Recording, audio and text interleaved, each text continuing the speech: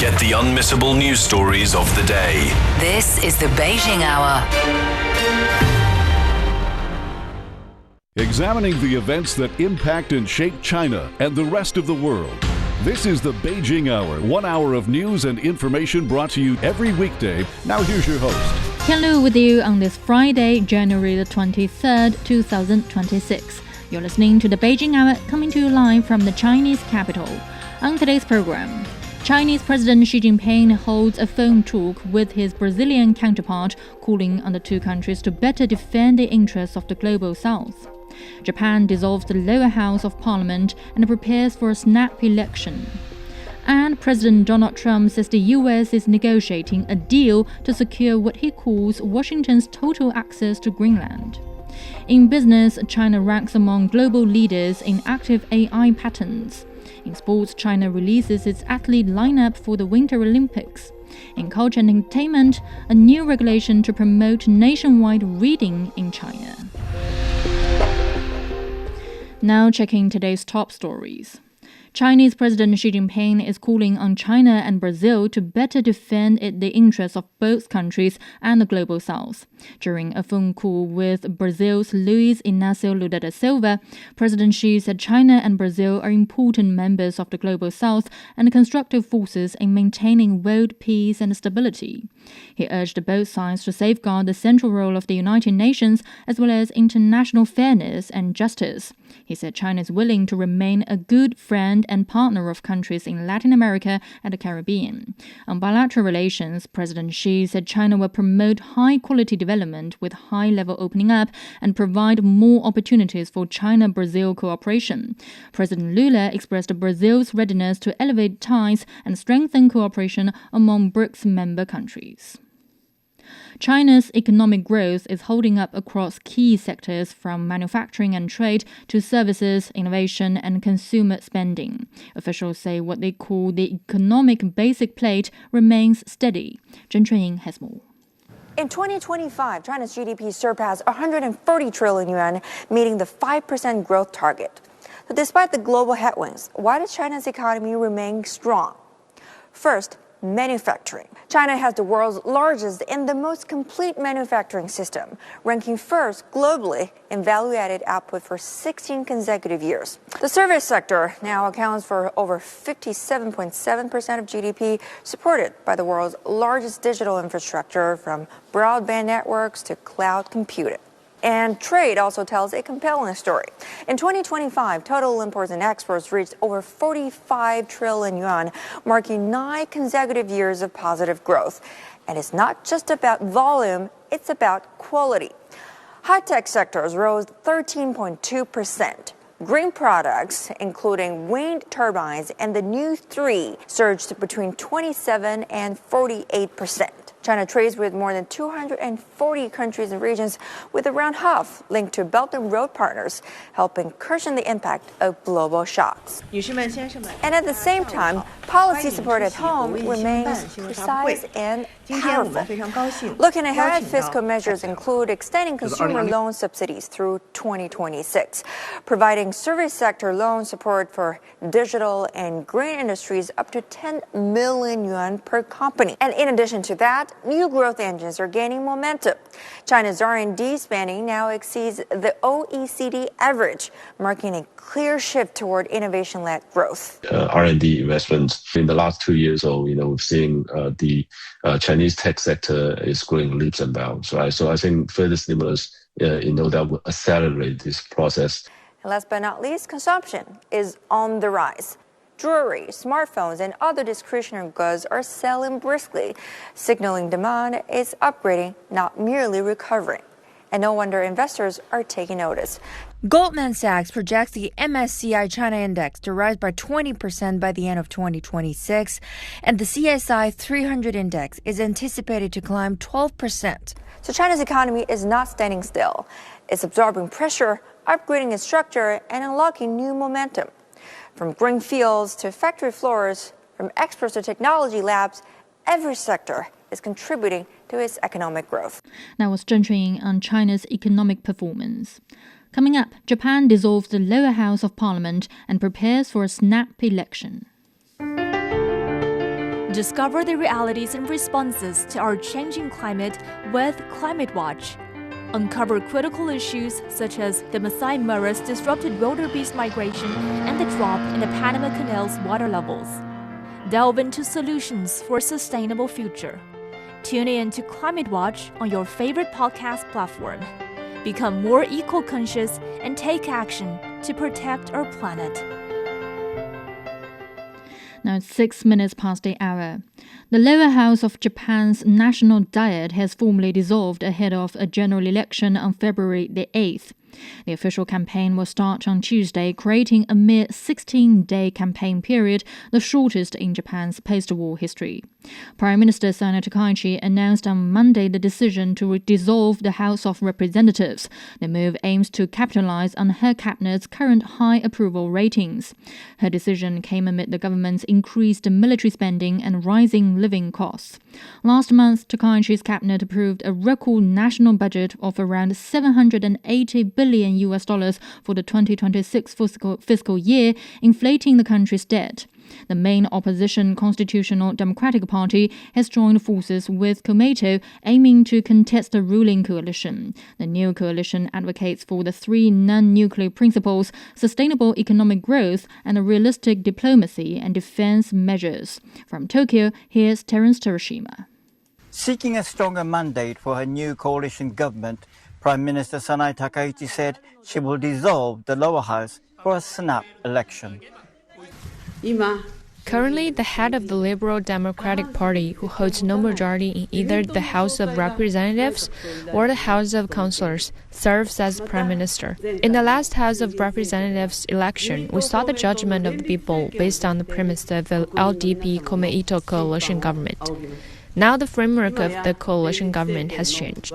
Precisely for this reason, I have chosen the path of directly confronting the will of the people, rather than acting based on the convenience of political establishment. Public reactions are mixed.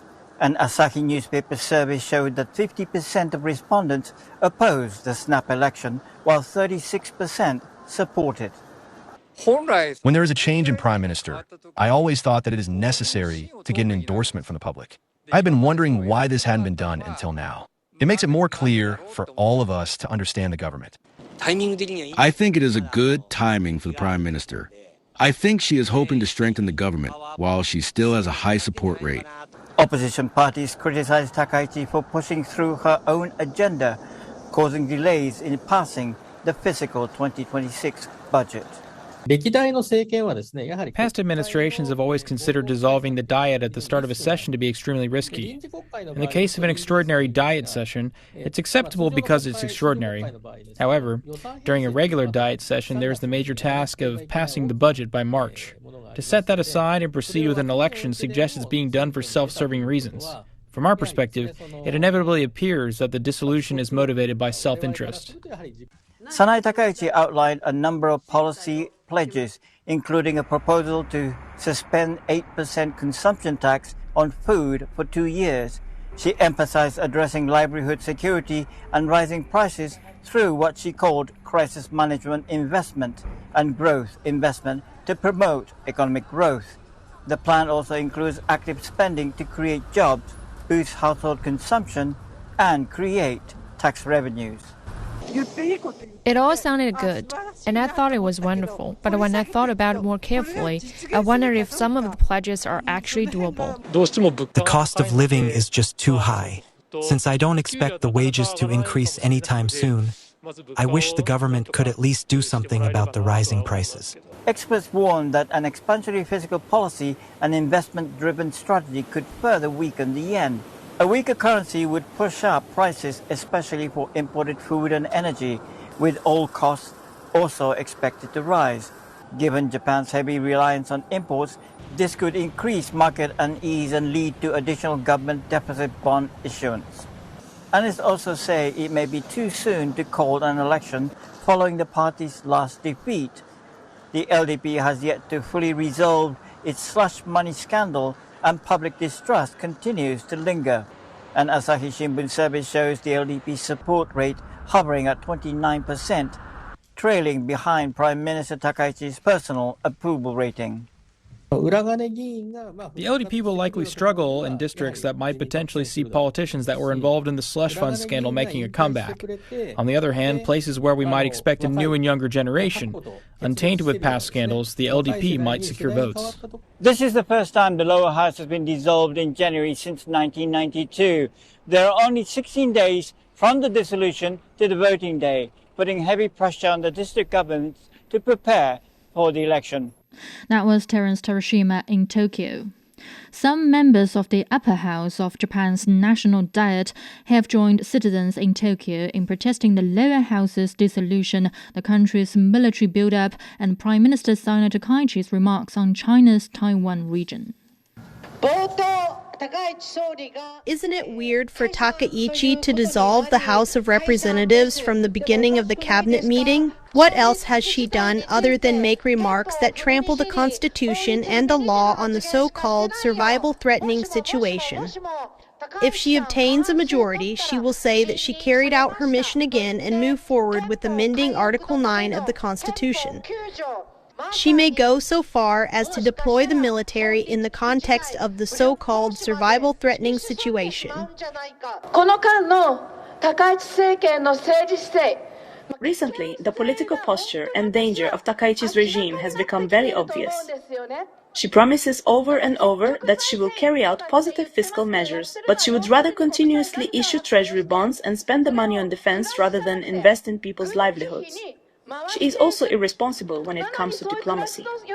Our ties with China have worsened because of her remarks that the Taiwan contingency would constitute a survival-threatening situation for Japan, and she hasn't even retracted her words. The ruling coalition holds only a slim majority in the lower house and remains a minority in the upper house.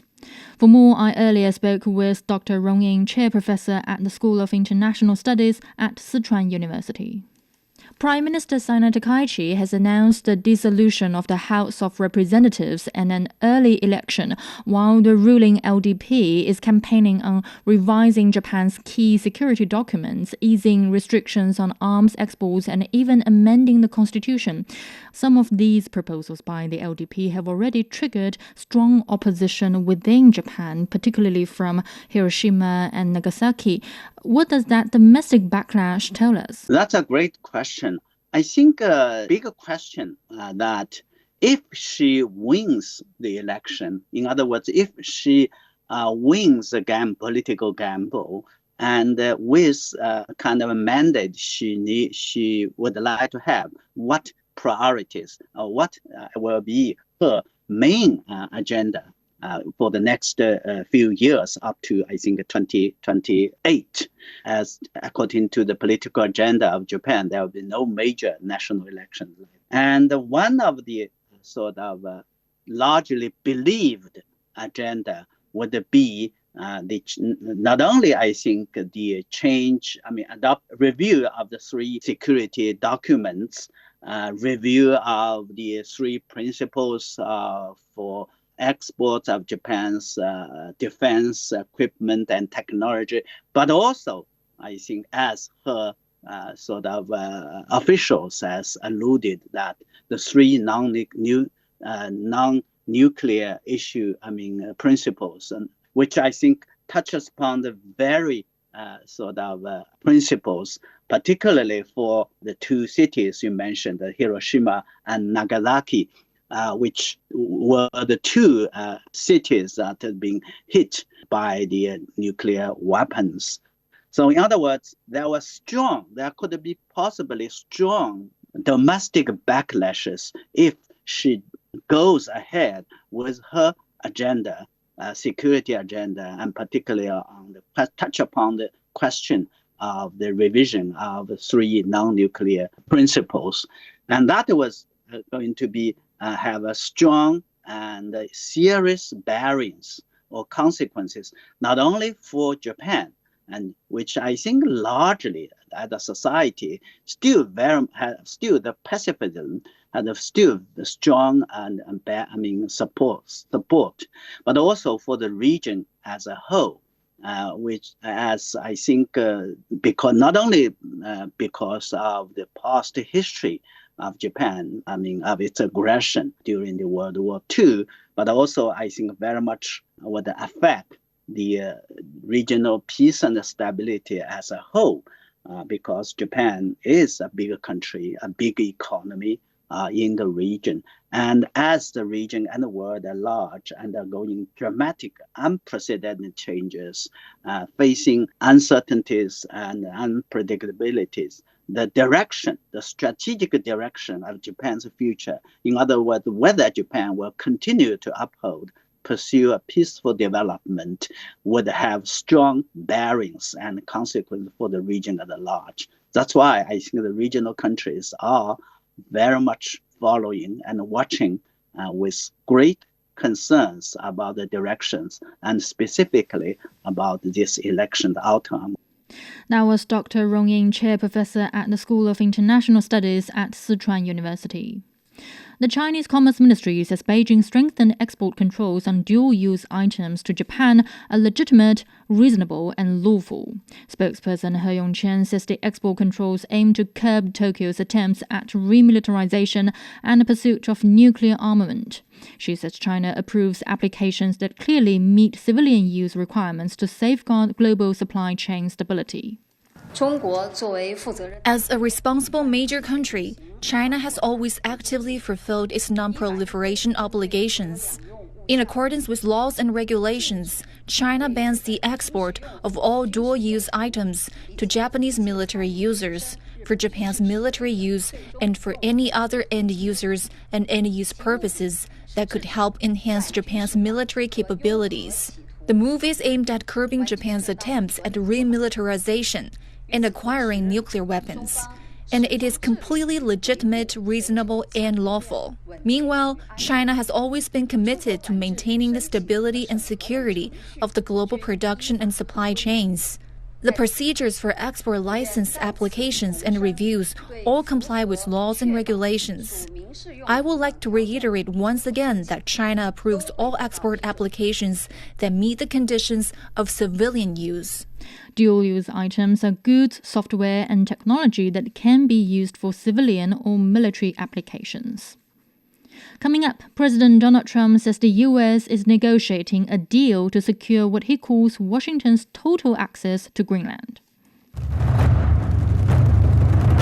From epic tales of mystery and magic to accounts of battle and empire, from the verses of ancient poets to the masterpieces of our times. A Light on Literature brings to life China's literary heritage and a look at the world in a new light.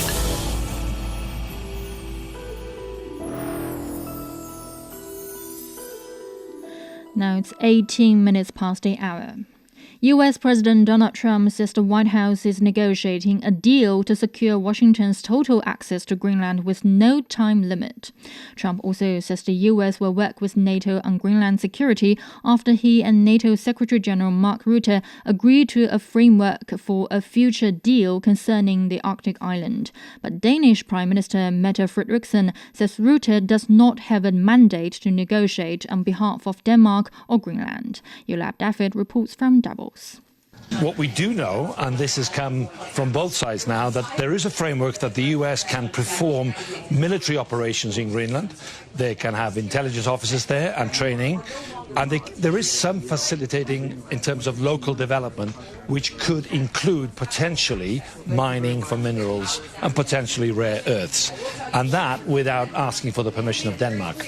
Now that will be seen as quite controversial, and there will be definitely questions from Denmark about that, not least because the permit, the licensing of drilling for minerals in the future has already been devolved to the Greenlandic Parliament. So there will be questions about that for certain. But at least, whether it's a climb down, whether it's another turn, at least there's no threat of military action. And for now, the threats of tariffs against 8 other countries that sent troops to Greenland a few days ago has gone away as well. But of course, it doesn't mean that the sovereignty of Greenland has changed, and that's where the details are still sketchy, and that's where the Greenlanders and the Danes themselves will want some guarantees. And of course, it's worth remembering there is a 1951 military agreement between the United States and Denmark which allows American troops to be stationed in Greenland in place anyway. Well, all eyes really are on the Prime Minister, Mette Frederiksen, and the Foreign Minister who went to Washington, D.C. the other day, Lars Løkke Rasmussen. Both of them are experienced, and both of them know full well they have to tread carefully in Denmark and especially with the Greenlanders. But they say they will not negotiate away any sovereignty. They've been clear and consistent about that since last year, or even in 2019 when it was first broached in Donald Trump's first term in the White House. So they do welcome the de-escalation in terms of tariff and military. They're happy about that, but they are worried about American representatives in Greenland and without permission, and they are concerned about that. That was Yolo Abdavid reporting. Greenland Prime Minister Jens Frederik Nielsen says he was not included in discussions on US President Donald Trump's framework deal over the territory and that he is unaware of its contents. As I said, I don't know what there is in the agreement or the deal about my country that over some discussions I didn't attend. I don't know what concrete in it. What I'm saying is that we have a high-level working group that will sort things out. EU Foreign Policy Chief Kaja Kallas says transatlantic relations have taken a big blow over the past week. Leaders warned they are ready to act if Trump threatens them again, despite signaling the will to strengthen transatlantic cooperation. Danish Prime Minister Mette Frederiksen reaffirmed that Greenland's sovereignty is not negotiable. You're asking about red lines. We have them. Of course, I think it's clear for everybody that we are a sovereign state. And we cannot negotiate about that because it's a part of the very basic democratic values. But of course we can discuss with the US how we can strengthen our common cooperation on security in the Arctic region. French President Emmanuel Macron reaffirmed his support to Denmark. I would also like to reiterate to the Danish Prime Minister our full support for the discussions that will be held. And we remain extremely vigilant and therefore ready to use the instruments at our disposal if we were to again be under threat. The European Parliament has suspended its work on the European Union's trade deal with the US amid the tensions. US President Donald Trump has formally launched a Board of Peace at a charter signing ceremony during the World Economic Forum in Davos. The board aims to oversee the redevelopment of Gaza, but observers warn that it could undermine the primacy of the UN and the established multilateral framework for peacekeeping. Some major global powers and US allies have declined to join. Trump said at the signing event that the board could do what it wants and would operate in conjunction with the UN. Hamas has criticized the Israeli Prime Minister Benjamin Netanyahu's inclusion on the board, saying it contradicts the principles of justice and accountability. European Council President Antonio Costa says the EU has doubts about many elements of the board, including its scope, governance and compatibility with the UN Charter. Irish Prime Minister Micheál Martin says the EU will seek further clarification regarding the board. There is an issue in terms of the fundamental point about the United Nations being the key arbiter for peace in the world and conflict resolution, and obviously we're aligned to the UN. So it's a much different proposition to the one originally envisaged by the UN resolution, but we will seek further clarification. We're anxious to contribute to conflict resolution and peace in Gaza and to support in a humanitarian way the situation there. The Board of Peace reportedly includes more than 20 member countries, including Egypt, Azerbaijan, and the United Arab Emirates. Palestinian journalists and media unions are condemning the killing of several reporters in Gaza by Israeli strikes.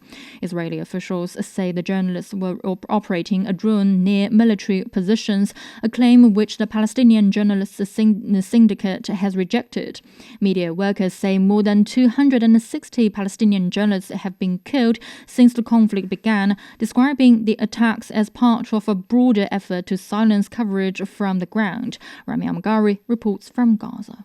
Though Israeli army officials suggest that the killing of the journalist yesterday was because of these journalists had a drone shooting in the area that is close to the Israeli army. The Palestinian Journalists Syndicate here in the Gaza Strip and the journalist community as a whole condemned this killing as being a violation of the freedom of a press for Palestinian journalists working on the ground, given the fact that Israel over the past war has reportedly killed more than 200 Palestinian journalists with various claims and allegations by the Israeli army or Israeli officials. The killing of the journalists is one more violation in the eyes of the Palestinian journalist community here in the Gaza Strip. Israel's targeting of journalists is ongoing, confirming that what is happening is an assassination campaign. The Israeli occupation does not want the Palestinian image and voice to reach the world, which is why we have witnessed this massacre, adding to the long list of crimes committed by the occupation against journalists. The killing of fellow journalists is a premeditated and deliberate act of murder. Evidence shows that since the beginning of the war, Israel has killed around 267 journalists, and 3 more colleagues have now been added to that toll while they were on a purely humanitarian mission. The accusation is filming with a drone. Unfortunately, any journalist who uses a drone to film is effectively sentencing themselves to death. These kinds of targeted attacks against journalists prevent others from using this tool in their work. This was coincided with the killing of about 8 other Palestinians, including 3 brothers who were searching for wood to make fire under the lack of cooking gas and fuel in the territory. The Hamas party, from its part, condemned the killing of journalists and other civilians in the territory, suggesting that this is further violation by Israel of the ceasefire agreement and would lead to further Israeli violations, calling on the international community, particularly the mediators, to intervene immediately to stop whatever more Israeli actions on the ground that would threaten the ceasefire in the Gaza Strip. That was Rami Amagari in Gaza. The United Nations says it is alarmed by the rising impact of drone attacks in Sudan's North Kordofan state. Spokesperson Stefan Dujarric warned that the strikes are endangering civilians and disrupting humanitarian access. On Tuesday, multiple drone strikes were reported in some villages located southeast of the state capital of El Obeid. These areas lie along the critical logistics corridor, and the attacks risk severing the city's eastern supply lines. Another strike was reported on the same day in the village of Wadi al-Hut, about 30 kilometers north of El Obeid, underscoring the increased frequency and geographic spread of aerial attacks across that state. The International Organization for Migration estimates that more than 2,400 people have been displaced in the area. Dujarric called on all parties to protect the civilians and infrastructure and to allow safe, rapid, and unhindered access for humanitarian supplies and staff. In the northeastern United States, Maine is experiencing widespread fear in immigrant communities as federal ICE enforcement continues. Governor Janet Mills is demanding federal immigration officials publicly release arrest warrants, real-time arrest numbers, and detainee information. Mills says immigrant communities are fearful and state officials lack clarity on who is being detained. Now it's 29 minutes past the hour, checking the forecast before the break. Beijing is down to -11 on Friday evening. Saturday will be cloudy with a high of 3. Nanchang is down to 1 tonight and then cloudy and 14. Elsewhere in Asia, Islamabad will see light rain with a low of 2 this evening. Saturday will be overcast with a high of 13. Vientiane is down to 15 overnight and then cloudy and 27. Phnom Penh will be cloudy tonight and then tomorrow with a low of 20 and a high of 31 degrees Celsius. Now it's time for a short break. So far this hour, Chinese President Xi Jinping holds a phone talk with his Brazilian counterpart, calling on the two countries to better defend the interests of the global south. Japan dissolved the lower house of parliament and prepares for a snap election. And President Donald Trump says the U.S. is negotiating a deal to secure what he calls Washington's total access to Greenland. Tian Lu with you. Stay with us here on the Beijing Hour. Shh, listen up. Can you hear the heartbeat of our world? It's vibrant and pulsating with the essence of life itself. From the stem of trees to the gurgle of rivers. From the silent strength of mountains to the icy whispers of glaciers. Even the solid ground beneath our feet. And right there, in the midst of all, beats the heart of humanity. What if those other heartbeats were to stop? Would ours keep on ticking?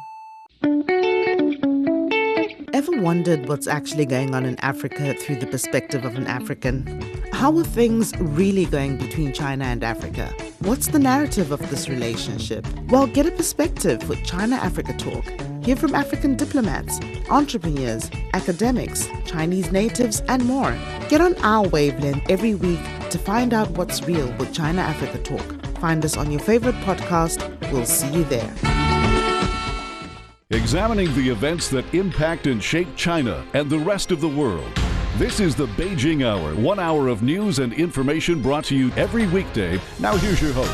Tian Lu with you on this Friday. Still to come. In business, China ranks among global leaders in active AI patents.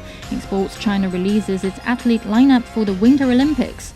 In culture and entertainment, a new regulation to promote nationwide reading in China. To contact us, you can email radio@cgtn.com or follow our X account @CGTNRadio. But first, checking today's headlines. Chinese President Xi Jinping, also General Secretary of the Communist Party of China Central Committee, has sent a congratulatory message to To Lam on his re-election as General Secretary of the Communist Party of Vietnam Central Committee. The Vietnamese side officially announced To Lam's re-election on Friday. Russia, Ukraine, and the US are set to hold security talks in Abu Dhabi. Moscow made the announcement after a meeting between President Vladimir Putin and the 3 US envoys. The Kremlin said the meeting was substantive, constructive, and frank, but it warned that territorial issues had to be resolved for durable peace to happen. Putin said that Russia is sincerely interested in a diplomatic solution. Before the US envoys met with Putin, US President Donald Trump met with his Ukrainian counterpart Volodymyr Zelensky in Davos. Zelensky said the two leaders spoke about air defense for Ukraine. Trump said the Russia-Ukraine conflict must end. The Chinese embassy in New Zealand has confirmed that 1 Chinese national died in a landslide in the Western Bay of Plenty on New Zealand's North Island. Authorities say several people, including children, remain missing after the landslide struck a holiday park near Mount Moguani on Thursday. Prime Minister Christopher Luxon said the immediate focus remains on search and rescue efforts.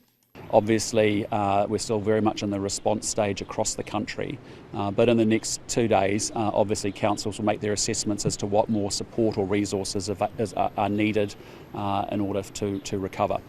The incident follows days of heavy rain and flooding across parts of the North Island, leaving thousands without power and isolating some communities along the east coast.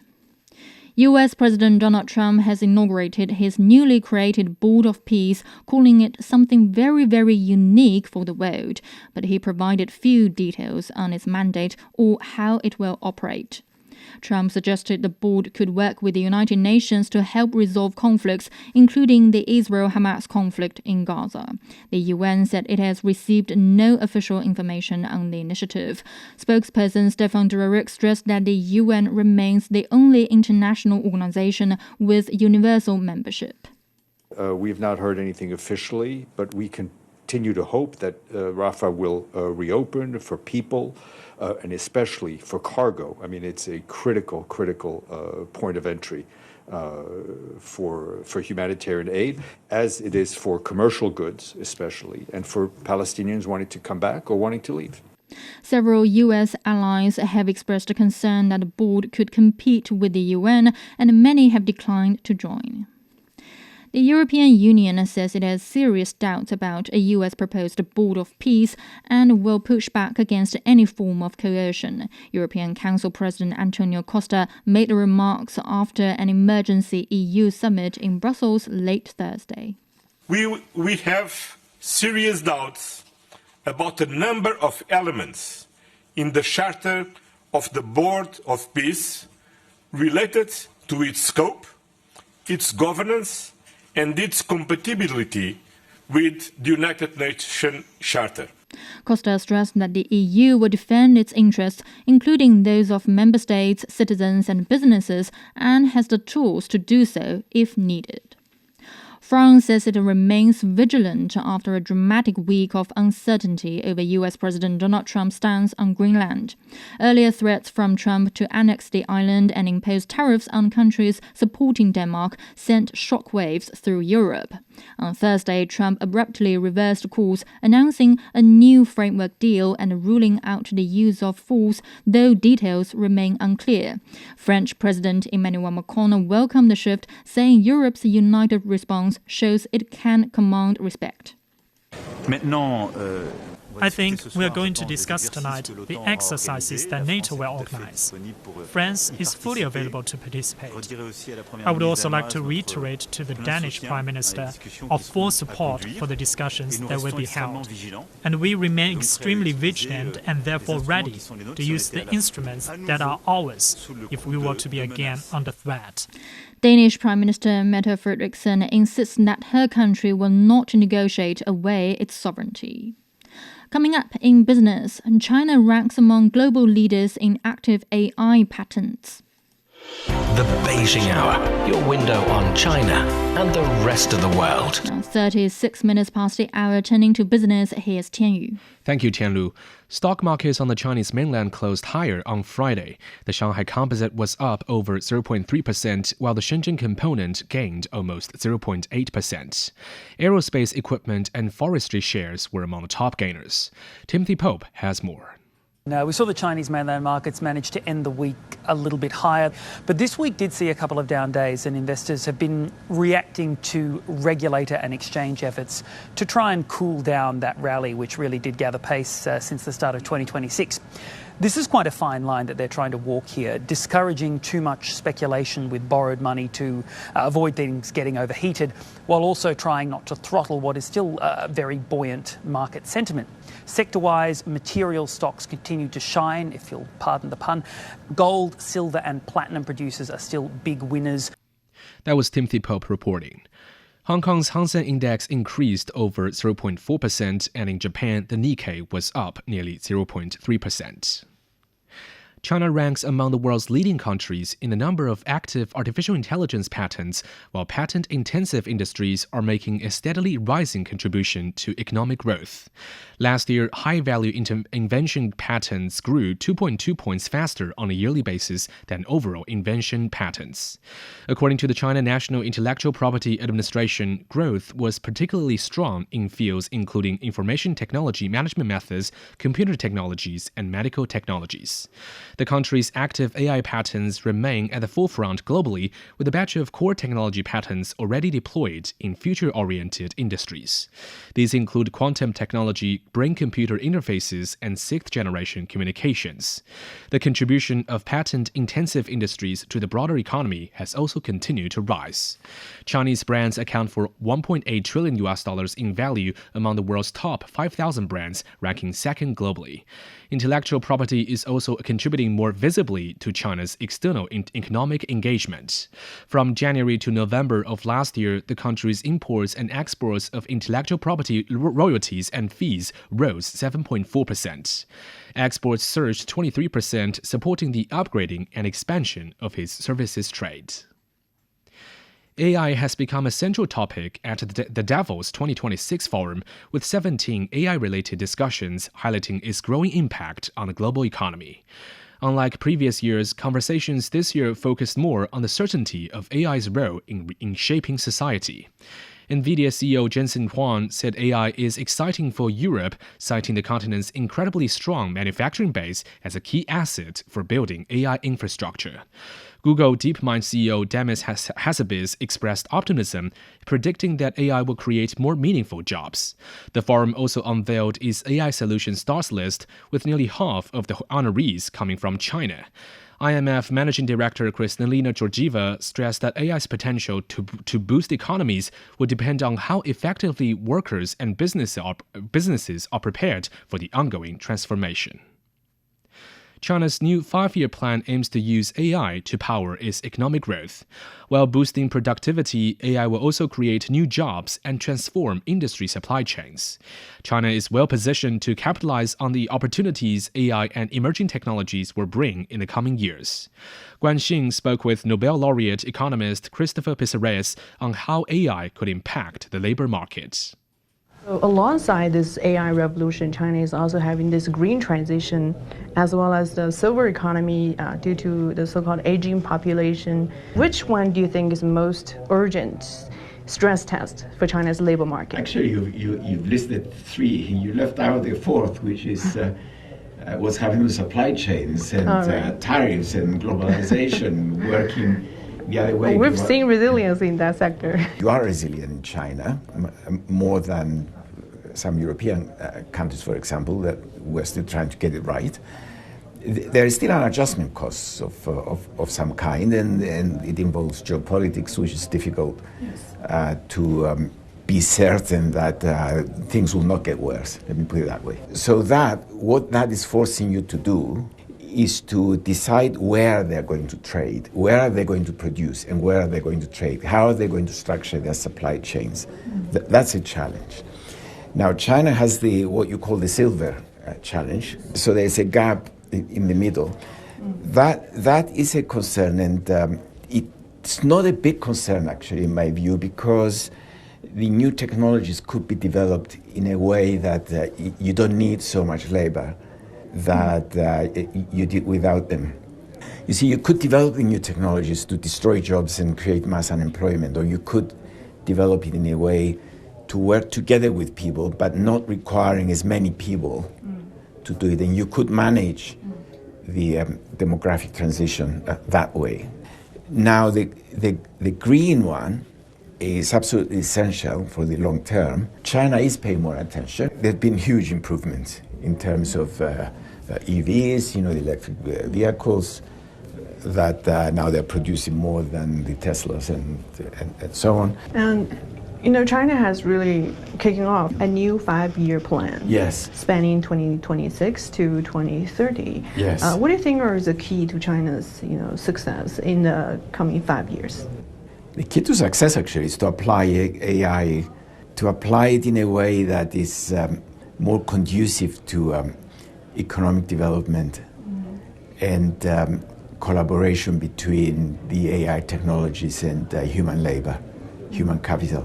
That will enhance the capabilities of human capital. It will become more productive. It will improve the well-being of the workforce, and it will generally give you a high-income country with high level of life and job satisfaction. And it has the capabilities of doing it, but it is a challenge to apply. I don't think that it's very easy. I don't think that you will say, tell your companies to use AI whenever they can, and they use it, and that's the end of the story, because you never know in which direction individual companies will take it. That was Nobel laureate economist Christopher Pissarres. The 2026 Beijing International Commercial Space Exhibition is underway at the Beijing Yichuan International Convention and Exhibition Center. The event includes rockets and launch systems, satellite manufacturing, and aerospace services and supporting industries.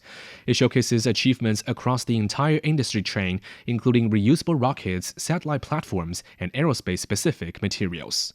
The event has brought together a wide range of experts and scholars from home and abroad to engage in exchanges and discussions on cutting-edge technologies. It provides participants and exhibitors with a platform for gaining insights into industry trends, as well as pooling high-end resources and exploring collaboration opportunities. Beijing Interstellar Human Spaceflight Technology Company plans to launch its first manned spacecraft in 2028. Founded in January 2023, it is China's first commercial space company specializing in manned space technology. It focuses on developing reusable spacecraft and advancing space tourism. The company has begun pre-selling tickets for 3 million yuan each, with a 10% deposit required to secure a reservation. Its ambitious roadmap includes suborbital manned flights by 2028, low Earth orbit tourism by 2032, and lunar travel by 2038. In 2023, the technology company sold its first space tourism ticket and has since pre-sold nearly 20 tickets. Buyers include Chinese engineers, executives from major tech companies, and actor Huang Jingyu. Emotional consumption, or treat-yourself spending, has emerged in China. It's a trend that goes beyond acquiring new possessions. It's about consuming experiences that gives a sense of comfort, excitement, and personal satisfaction. Data shows that 90% of young adults endorse the idea of emotional value, seeing it as a cure for stress and anxiety. China's emotional economy reached a market size of 2.7 trillion yuan in 2024 and will exceed 4.5 trillion yuan by 2029, spanning industries from designer toys to immersive tourism. And finally, according to Dalian's Statistics Bureau, the city's gross domestic product exceeded 1 trillion yuan in 2025, marking a 5.7% increase. This milestone makes Dalian the first city in northeast China to surpass the 1 trillion yuan GDP threshold. The achievement highlights Dalian's growing economic strength and its crucial role in driving regional development. Thank you very much. And that was Tianyu with Business. You're listening to the Beijing Hour. Coming up in sports, China releases its athlete lineup for the Winter Olympics. Sideline Story brings you all things sports related. The hottest topics, latest events, juiciest stories, all with a very personal take. Subscribe to Sideline Story Podcast for heated sports discussions covering events that are happening in China and around the world. Now it's 46 minutes past the hour. Turning to sports, here's Yang Guang. Thank you, Tianlu. China has publicized its list of athletes for the upcoming Milan Cortina Olympic Winter Games. The lineup includes 57 male and 68 female athletes. Among them are Winter Olympic champions Xu Mengtao, Qi Guangpu, Gu Ailin, and Su Yiming. Moving to the ISU Four Continents Championships in Beijing, China's Olympic pairs figure skating champions finished the short program on top with 76.02 points. Sui Wenjing and Han Cong were the second to take skating among the 11 pairs at the event. They completed all of their moves in excellent fashion with great rhythm and artistic expression. Sui seemed a bit overstretched as their performance came to an end because she injured herself during practice a week before the competition. Despite that setback, she and Han still outperformed the other pairs by scoring 41.55 points in technical elements and 34.47 in program content. Han revealed that his partner is not in her best form yet. Before we came to this event, Sui was accidentally injured while we were practicing throw jumps. She has not fully recovered because the competition was approaching, and now here we are. Meantime, Sui said she decided to compete in spite of the injury to refine their chemistry. Actually, I have been dealing with mental pressure and a physical injury, but I decided to come to this event because I want us to build up to our best form here, and I hope the pain goes away in Milan. Compatriots Zhang Jiaxuan and Huang Yihang ranked fourth with 69.05 points. In the ice dance rhythm event, Wang Shiyue and Liu Xinyu were the first to perform. They displayed excellent passion on the way to scoring 64.41 points to rank 8th among the 15 pairs. Ren Junfei and Xin Jianing came in 10th, while Xiao Zixi and He Linhao were 11th. 3 Chinese skaters participated in the women's short program event, and in the end, Zhu Yi ranked 10th with 58.99 points. Zhang Ruiyang placed 11th, and An Xiangyi came in 16th. Mexican cross-country skier Alan Corona is set to make his debut at Milan Cortina Winter Olympics. The athlete is reinventing himself in a sport where few of his compatriots have ventured. The 35-year-old, who spent more than a decade competing in triathlons, took up his new event after moving to Norway. He feels positive about a late career gamble that he says has been challenging. Well, this has definitely been a difficult journey, but also a very rewarding one. And I think those go hand in hand. If it were easy, it might not be as rewarding. So I knew what I was getting into. I am happy to have chosen this and to have stayed firm in the most difficult moments. When we felt alone, far away, perhaps without a great structure like our competitors have, and all of that, and everything that has brought us here. So now I am very grateful to have chosen to take that difficult path. Meanwhile, the torch relay for the Winter Olympics navigated world-famous canals of Venice on the 46th day of the Flames trip across Italy. The Winter Olympics will open on February the 6th. In tennis, world number 1 Carlos Alcaraz has breezed into the last 16 of the Australian Open. It followed a straight sets thrashing of 32nd seed Corentin Moutet of France. The 6-time Grand Slam winner finished the game in just over 2 hours. The 22-year-old is determined to win the only Grand Slam title that has eluded him, having never progressed past the quarterfinals at Melbourne Park. Alcaraz will next play American 19th seed Tommy Paul. Earlier, Novak Djokovic swept past Italy's Francesco Mastrelli in straight sets. The win was the 24-time major champion's 399th in Grand Slam singles action. The Serbian is on the cusp of becoming the first player to reach 400. Djokovic said night and day matches feel completely different to him. Yeah, actually it's same scoreline, so kind of similar feeling on the court of generally positive. Served better in the first match. I mean, it did feel like completely 2 different tournaments playing at night and day to day, particularly with the wind that has been, I think, blowing this year more than any other year that I've been playing here in Australia. So, obviously have to adjust to that and adapt to a different opponent with big serve. In women's action, world number 1 Aryna Sabalenka overcame a patchy performance to defeat Anastasia Potapova on 2 tiebreaks in the 3rd round. The 4-time Grand Slam champion battled in warm conditions at Rod Laver Arena before prevailing in just over 2 hours. Earlier, 2-time Australian Open winner Naomi Osaka beat Sorana Cîrstea.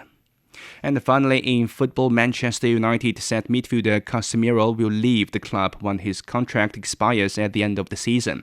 The midfielder has enjoyed 4 seasons at the club, playing 146 games and scoring 21 goals to date. The 33-year-old joined United from Real Madrid for £70 million in 2022 and has played a key role for the club. He scored the opening goal in Manchester United's 2023 Carabao Cup final victory over Newcastle as United finished 3rd in the Premier League. His future came under scrutiny last year when new co-owner Jim Ratcliffe suggested some players were not good enough and overpaid. The Brazil international said he would continue to fight until the end of the season. Thank you very much. That was Yang Guang with sports. Coming up in culture and entertainment, a new regulation to promote nationwide reading in China. From north to south, east to west, people in China are chasing their dreams and leaving their mark. Want to know how they beat the odds and made a difference? Footprints brings you the true life stories of their journeys. 53 minutes past the hour, turning to culture and entertainment. The Chinese government has introduced a new regulation to promote nationwide reading. The regulation will come into effect on February the 1st. It underscores the government's commitment to cultivating a book-loving society and supporting the country's long-standing cultural traditions. The new regulation stipulates that governments at all levels improve public reading facilities and services, ensuring reading is not only accessible but embedded in daily life. It encourages the creation of more public reading spaces, including in places like railway stations, airports, shopping malls, and even parks. One notable feature of the regulation is its focus on inclusivity, in emphasizing the need for tailored services to meet the needs of minors, senior citizens, and people with disabilities. The regulation also prioritizes rural areas and less developed regions, ensuring that access to reading materials is equitable across the country. In addition, the regulation encourages digital reading alongside traditional print formats as the government seeks to expand access to quality digital content. The Li ethnic group is as essential to Hainan's identity as its island and ocean culture. The island province's capital has staged an outdoor artistic fashion show themed around the South China Sea and Li ethnic culture. Lin Wu reports. I'm now on the beach in Rongshanliao Village, Haikou City. A fashion show featuring elements of the South China Sea and Li ethnic culture is taking place here. Various totems and traditional ethnic craftsmanship are brought vividly to life. Under the sunset, visitors can fully experience the wisdom of Li ethnic culture and the beauty of the South China Sea. This show features some of the displays used in the Nanhai Li Art International Artists Residency Program. During its 2-week run, 15 designers and new generation artists from all walks of life are visiting several villages in Hainan to experience some local intangible cultural heritage. They have been immersing themselves in learning some of these time-honored cultural techniques to draw inspiration for their own creations. I was inspired by a lot of different points of this entire residency. So I saw the huts there with the thatched roof. I was very drawn to how the proximity of their way of life to the ground. So that was something that I drew for my work. We traveled to different villages where we learned Li pottery firing, fabric dyeing, and how to build traditional boat-shaped houses. The costumes of the Li ethnic group in Hainan are unique in terms of their totem aesthetics and craftsmanship. The visiting designers plan to disseminate their ethnic culture with fresh visual languages, enabling their traditional culture to regain its vitality in contemporary society. In recent years, Hainan has witnessed a rise in the number of cultural exchange events it hosts. Taking advantage of the free trade port dividends, the island is increasingly playing an important role in international cultural exchanges, effectively driving local tourism and economic growth. That was Lin Wu reporting. Now it's 57 minutes past the hour, checking the forecast for the day. Beijing is down to -11 on Friday evening. Saturday will be cloudy with a high of 3. Nanchang is down to 1 tonight, then cloudy and 14. Elsewhere in Asia, Islamabad will see light rain with a low of 2 this evening. Saturday will be overcast with a high of 13. Vientiane is down to 15 overnight, then cloudy with a high of 27. Phnom Penh will be cloudy tonight, then tomorrow with a low of 20 and a high of 31. In Africa, Nairobi will be cloudy with a high of 28. On Saturday, Kampala will be overcast with a low of 18 overnight and then light rain with a high of 29. Juba will be cloudy tonight and tomorrow with a low of 24 and a high of 39. Finally, to Oceania, Port Vila will see light rain with a low of 24 this evening. Tomorrow, moderate rain with a high of 30. Apia will have heavy rain on Saturday with a high of 31 degrees Celsius. That's it for this edition of the Beijing Hour Making News today. Chinese President Xi Jinping holds a phone talk with his Brazilian counterpart, calling on the two countries to better defend the interests of the global south. Japan dissolved the lower house of parliament and prepares for a snap election. On behalf of the staff, this is Tianlu in the Chinese capital, hoping you'll join us for the next edition of the Beijing Hour and open a window to the world together.